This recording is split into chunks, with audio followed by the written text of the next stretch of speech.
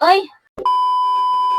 So guys, nandito na naman nga kami ng aking baby boy. At meron nga tayo dito, persimmon. Hindi ko alam kung tama yung narinig ko kay kuya kasi bago ako bumili nito, tinanong ko kung anong prutas to. Persimmon daw. At 30 years na ako nabubuhay. 30 years na ako nabubuhay, hindi pa ako nakakatikim nito. At sobrang curious ko na nga kung ano ang lasa dahil ang mahal daw nito sa mga supermarket. Pero may nakita pa nga ako doon, magkano yung isa? 800.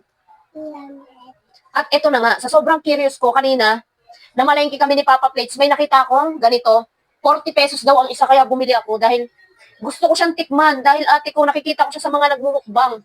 Paano ba ito buksan? Ang tigas ng ano niya, ng balat. Hindi ko alam kung hinog na to o hilaw pa. Ang hirap buksan.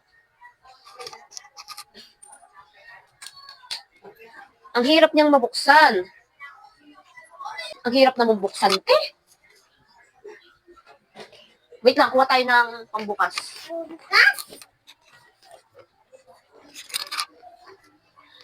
Gagantayin ko na nga lang siya, guys. Parang santol.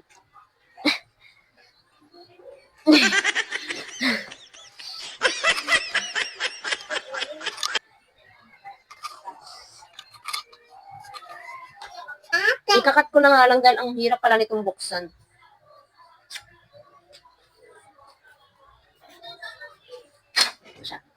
Eto na siya. Hindi kinaya ng kamay ko talaga. Kaya kinutsilyo ko na. Butang inang yan. Bakit ba napakahirap nitong buksan? Ay!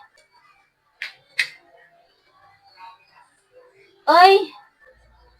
Ganito pala siya. Akala ko, ina-expect ko may ano siya, may mga buto-buto siya.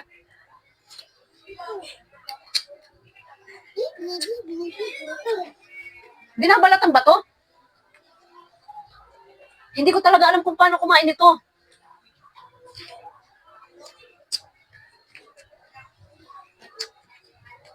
Binabalatan ba to?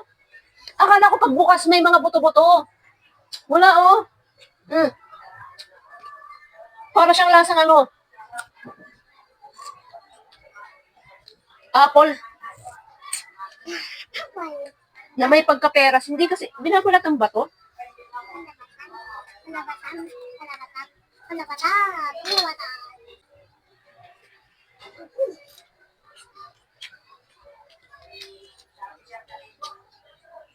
Matamis siya.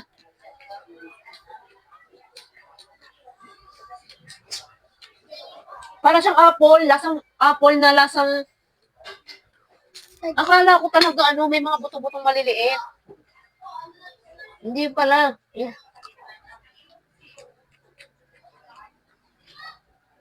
Kaya pinipilit kong buksan na para bang santol. Hindi pala. Tapos napakatigas niya. Ayan siya, oh. Hindi ko alam kung tama yung pagkain ko. Kailangan pong balatan to? Or ganito lang? Hindi matigas yung balat niya Mas matigas sa apple yung balat niya.